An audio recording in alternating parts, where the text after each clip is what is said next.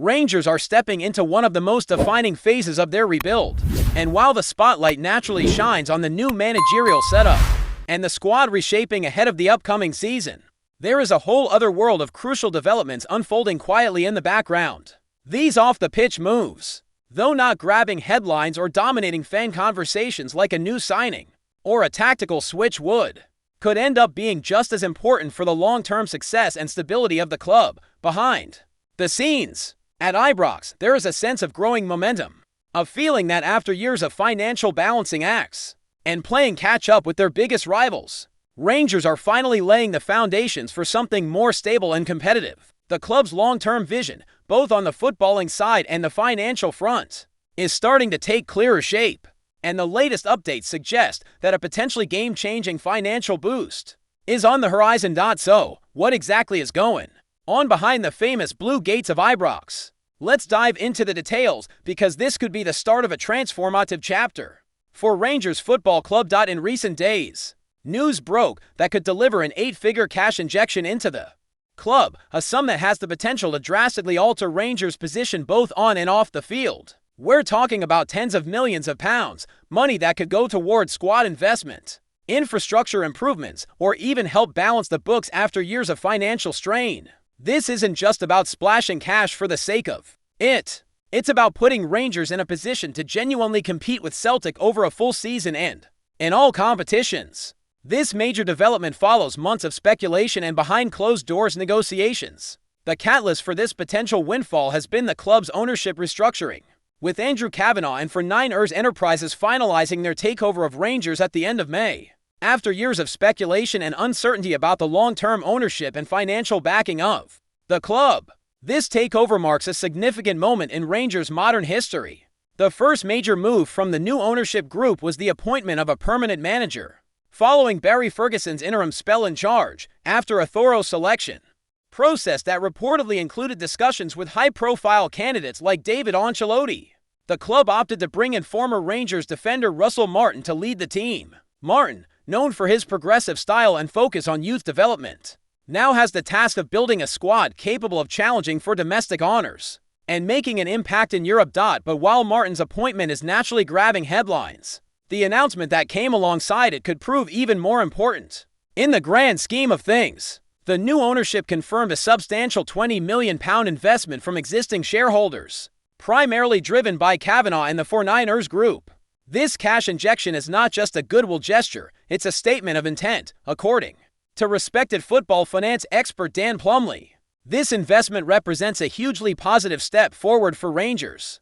Plumley has been following the club's financial situation closely for years and believes this is the kind of backing Rangers have desperately needed to close the gap with Celtic. In his words, the timing and the scale of this investment could be pivotal. It sends a clear message to supporters, players, and rivals that Rangers are serious about reclaiming their place at the top of Scottish football. Plumley pointed out that for years, financial comparisons between Rangers and Celtic have been a recurring theme in Scottish football discussions. The truth is that Celtic's financial dominance over the past 4 seasons has allowed them to build a squad with more depth, more quality, and ultimately more consistency in the title race. Rangers, despite their best efforts, have often found themselves a step behind. This new injection of funds could help level the playing field. Of course, money alone does not guarantee success, but it does give the club flexibility and options. It means Rangers can now move more decisively in the transfer market, hold on to key players who might otherwise be tempted by moves elsewhere, and invest in areas that have perhaps been neglected in recent seasons. It also sends a powerful signal to potential new signings that Rangers are a club on the rise, with an ownership group willing to back their ambitions. Meanwhile, away from the financial headlines, Rangers are also dealing with matters on the disciplinary front. The club recently submitted a full response to the Scottish FA after a notice of complaint was issued concerning comments made by former player John Brown during live commentary on Rangers TV. The controversy dates back to a Scottish Premiership match against Hibernian at Easter Road last month. During that game, Rangers thought they had scored a second goal when midfielder Nico Raskin appeared to have forced the ball over the line. However, the goal was not awarded as Rocky Bushiri managed to clear the ball off the line.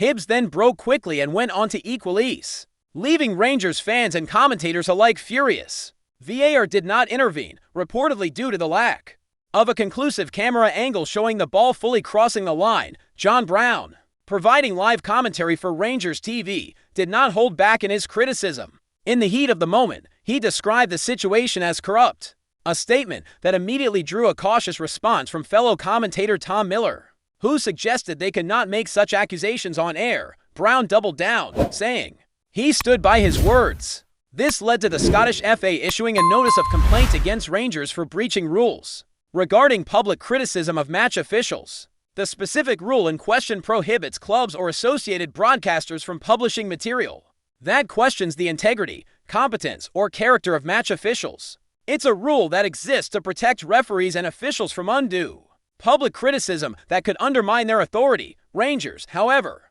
have strongly defended their position in their official response. The club stated they deny any breach of the rules and expressed surprise that a complaint was raised at all. Given the context and the Scottish FA's handling of similar incidents involving other clubs in the past, the club also pointed out that the Scottish FA's own key match incident panel later judged that the referee's original decision on the day was incorrect, with 4 out of 5 panel members agreeing that Rangers should have been awarded a goal. This, according to Rangers, helps explain the spontaneous and emotional nature of Brown's comments, which were made in the heat of the moment and immediately challenged live on air by his co-commentator. Furthermore, Rangers have raised broader concerns about selective enforcement and inconsistency from the Scottish FA when it comes to disciplinary matters of this nature. The club's response highlights multiple examples from recent seasons where similar or even more severe comments made by figures at other Scottish clubs were not met with charges or sanctions. Rangers have made it clear they will continue to challenge any action they believe to be unfair or disproportionate, while still committing to maintaining high standards in their media output. For many supporters, this incident is just the latest in a series of frustrations with regulatory oversight in Scottish football. Calls for improved officiating standards and more transparency in decision-making processes have been growing louder. Many feel that the focus should be on improving the quality and consistency of refereeing, rather than punishing clubs for emotional reactions to controversial decisions.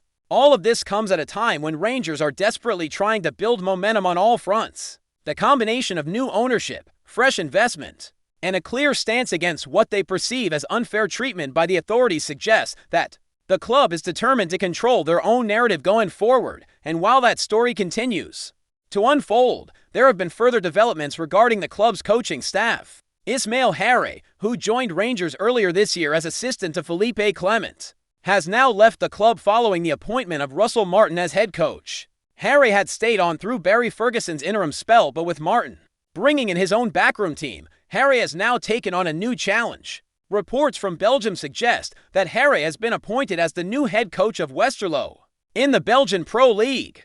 Belgian journalist Sacha Tavaliri has reported that a 2-year contract has been agreed between all parties.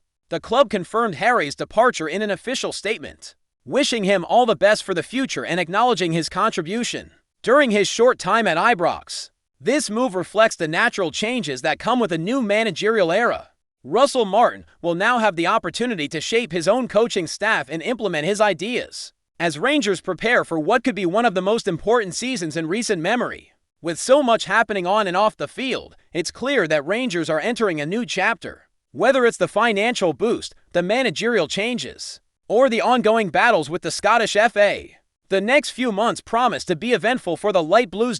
Before we continue, make sure to subscribe to our channel and turn on notifications to get all the exclusive news about Rangers FC. Don't overlook any details about your beloved team. It's crucial for Rangers FC fans. Whispers are growing louder in Glasgow. Could RIDVAN YILMAZ be on his way out of Rangers?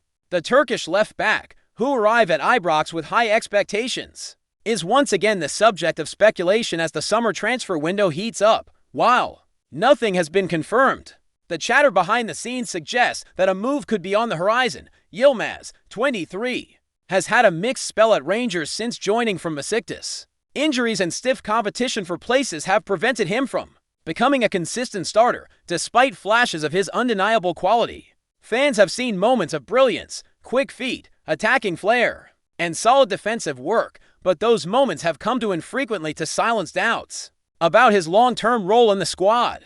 Sources close to the club hint that both player and management are evaluating their options. It's believed that YILMAZ, eager for more regular playing time ahead of the new season, is open to exploring opportunities elsewhere. Meanwhile, Rangers may be tempted to listen to offers, particularly if they can recoup a significant portion of the fee paid for him. There has been reported interest from clubs in Turkey and continental Europe, though nothing official has emerged. A return to the Super League could appeal to YILMAZ, especially with Euro 2024 behind him and a desire to rebuild momentum in his career. At the same time, some observers think a move to Serie A or La Liga, leagues that favor technical fullbacks, could also be a strong fit. For now, all remains speculation.